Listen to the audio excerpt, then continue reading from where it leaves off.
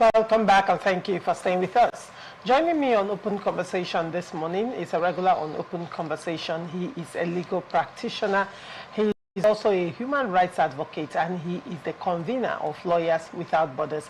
I have with me this morning Barrister Asim Adams. Good morning, Asim, and welcome. Good morning. Good morning, Nigerians. Good morning. And then on to the story. Deputy Speaker of the House of Representatives, Chief Ben Carlo, has described the All Progressive Congress as the most formidable political party in Abia State ahead of the 2027 general elections. Speaking after a strategic stakeholders meeting chaired by APC National Chairman, Professor Nentawe Yewada, Carlo said the party had been repositioned through unity and renewed commitment among its leaders. According to him, recent consultations among stakeholders helped resolve internal disagreements and strengthened party cohesion. Carlo noted that the APC leadership had successfully addressed lingering factional issues, assuring members of inclusiveness and discipline as the party prepares for future electoral contests. He added that key leaders, including Senator Ojo Zokalo, reaffirmed support for efforts aimed at consolidating the party structure in the state. Professor Yewada and Minister of State for Labor and Employment, Nkiru Onyeji-Ocha, also confirmed that disputes within the Abia APC had been amicably settled, paving the way for peaceful congresses. The meeting, attended by national and state party holders, signaled the united APC positioning itself as a dominant force ahead of the 2027 elections in Abia State. Barrister Sims, what do you make of this story? Actually, speaking for himself, speaking for himself as a politician, and speaking on behalf of his political party, that they are the most formidable political party in Abia State. To an extent, that may be true, somewhat, because if you look at it now, the governor is in a Labour Party, he's still a Labour Party, or whether he's planning to go to ADC, I don't know. Baribe is in the ADC, you know. So these are the prominent politicians in Anambra State. Ojo Zokalo is in APC. Ben Kalu, you know, Deputy Speaker is in ADC. You know, so you can find out that somehow, somewhat, they are trying to pick their hearts together, and they are saying that they have consolidated on reconciliation to bring the party, you know, at par and be together. But whether that will enable them, you know, get the votes of Abia people is another discourse, it's another thing to think about. But talking about structure, yes, they have structure, you know, going for them right now. You know, having a deputy speaker in the state is a plus, politically speaking. It's a heavyweight, as the case may be. So that is why I end it in all this. Now, one would say, to a large extent, in other states where APC have, you know, been active, you see them holding public functions. River State, for example, I think on 2 different occasions, the FCT minister, who is the political leader in the state, has held what he called Rainbow Coalition, where both APC and PDP came together. It was a massive one, you know. And you see in certain states, you see APC leaders in the state holding events where people attend. I mean, open air events. But I've been following Benjamin Carlo and the team, that is Okezi Bazo, T.A. Oji, and Ojo Zokalo, when they had their meetings, all the meetings they've been having, even the ones that they opened up to stakeholders, have all been held in closed spaces like inside hotel halls inside hotels. I'm now wondering, going by the popularity they claim they have, and they said they are formidable in Abia State, what is stopping them from pulling that crowd? At least in Nigerian parlance, they will say show walking, right? You show walking and let Abia people know that, and let other people also know that you have that crowd that you claim you have, and you have the confidence of people moving into 2027. In comparison, Barrister Sim, to other states where APC is holding sway and they are formidable, like Kalu is boasting in Abia State, why haven't APC in Abia State held that kind of, hosted that kind of event that we see happening in other states? I can't speak for them, and I believe nobody knows. They might be planning for an event of that nature. The year is still young. You cannot rule that out. This is the eve of election. Anything can happen in politics.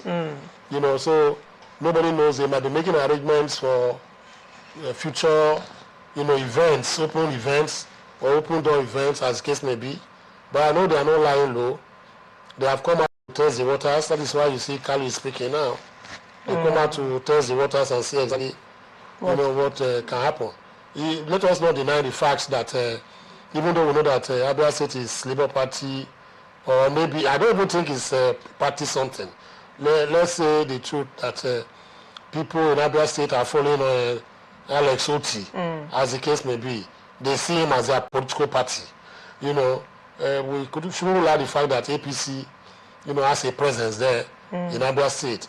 The presence might not be overwhelming, but they have a presence in Abia State, as the case may be. So we can't say exactly what they are planning for the remainder of the year. Yes. We can come out tomorrow and tell you that the president is coming to launch one or two things for them. So something should be up their sleeves for them to gather in Abia State, this time around. So that is it. But it does not detract from the fact that, having political, party consolidation, does it translate to having power, political power in the state, where you now say that APC can produce the next governor? That is very difficult for me to see.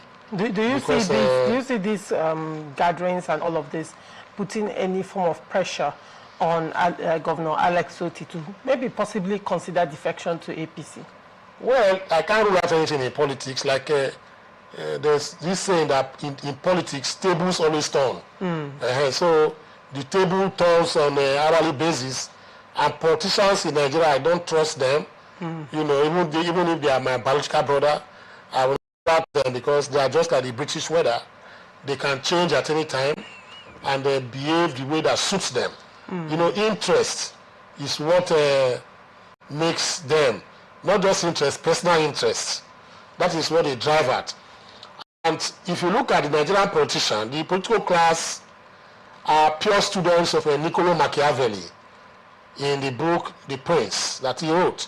You know what Machiavelli is in that book, in The Prince, is that politics is all about power struggle. See, people should not begin to pretend that I'm a politician, I don't need power, I want to help the people, I want to serve the people.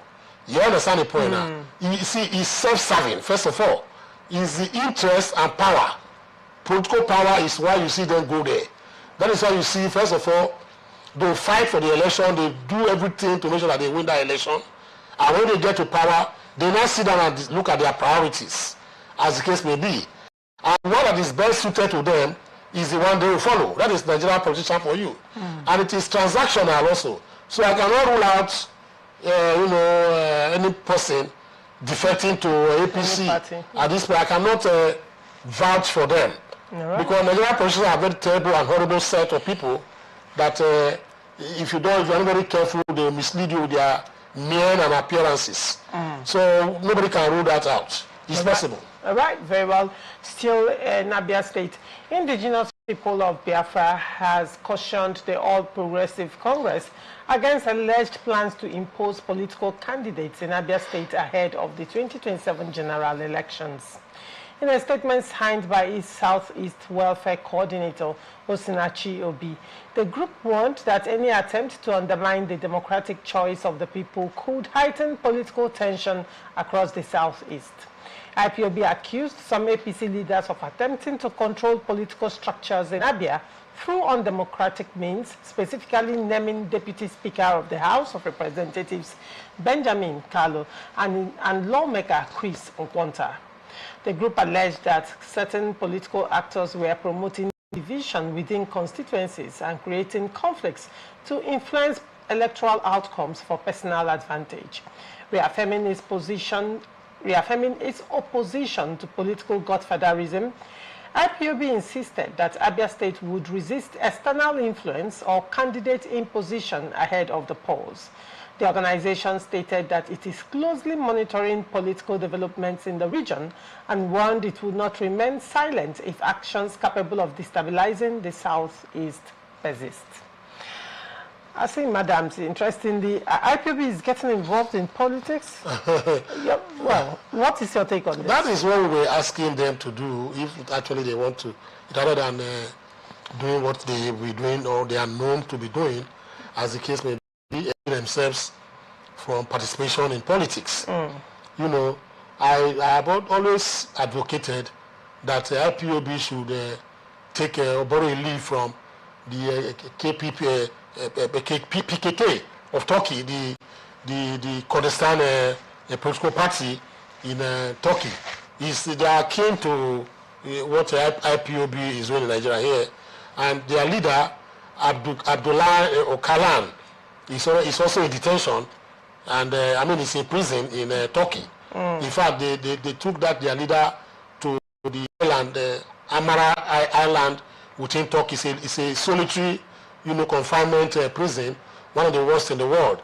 That is where their leader is kept. Abdullah Öcalan is his name, the leader of the Kurdish People's Party. He told them, look, we have used the force of arms to struggle for secession and independence for the Kurdish people. We have not succeeded. Now it's for us to infiltrate and penetrate the political, firmament of Turkey, so that we cannot have our own political party and influence, things, that will happen, if not in the whole of Turkey, but in our zone. So IPOB should employ. I am very happy that they are, monitoring, what goes on in Abia State, for instance, now. So they are participating in it. Now, the way you can influence and make changes is when you permeate, the political firmament like this with your members and decisions, and monitor it like they are doing, so that they will bring right-thinking people that, will support their cause, and at the end of the day, you find that, what they are looking for may be gotten in a plateau of gold very soon. So that is a welcome development. But on the other hand, I do not want them to scare people, because, IPOB, is a known group now. So there's a saying, I think it's Plato yesterday, Aristotle said, none, has come out to serve others, than himself. You have come out in politics especially. If you are coming out to serve others, you are indirectly serving yourself. You cannot remove yourself, from service when you are in power. Serving yourself. That is why you see most of them will campaign for politicians, and when they win, they are expecting something from the government, either as commissioner or as minister. That is why they are doing that. Not because they love the people that much, 100%. They have, self-serving what is happening here. So it's a welcome development, but let them not, make the place a militarized one, where people will be scared, to say their opinion, and participate in politics. For me, I believe that apart from IPOB, the people should play a greater and a very pivotal role in trying to know politicians who mean well for them, people who mean well forward, the cost of being in power. First of all, the cost of being in power. First of all, funds from political parties are not cheap. People in government are bad. Commotion. There was commotion everywhere. Before you knew, bystanders who were black joined the whatever fray, and that was what led to that monumental work, the civil rights movement led by Martin Luther King. People like mesmerize the people and do whatever they like with power that they've gotten. So encourage people to come and go into the field, especially the younger ones who have the zeal and zest and the strength. Right now should go into politics. They should not shy away from it. Participate in it. Drive out the bad people from power. Bad people open and close. That is revolution. People think that revolution is only when you have violence. That is when you have a revolution. No, revolution is not all about violence. Like I have decided now. I said in my state, coming 2027, I want to be a member of the House of Assembly. And I'm trying to sitting down here and be talking. And talk. They will recognize you, and at the end of the day, you may get that position. When a big boy, this is a big boy, when a big boy.